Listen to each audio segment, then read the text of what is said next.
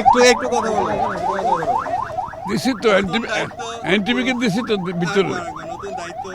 কি অবস্থা? একটু দাঁড়াও এক মিনিট দাঁড়াও হ্যাঁ নতুন দায়িত্ব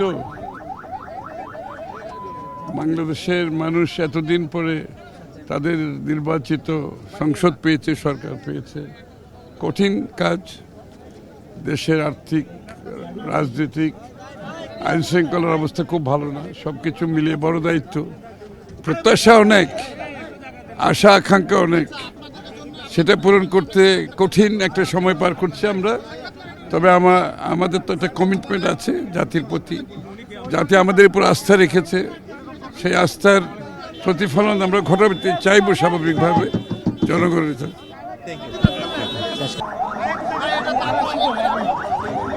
এই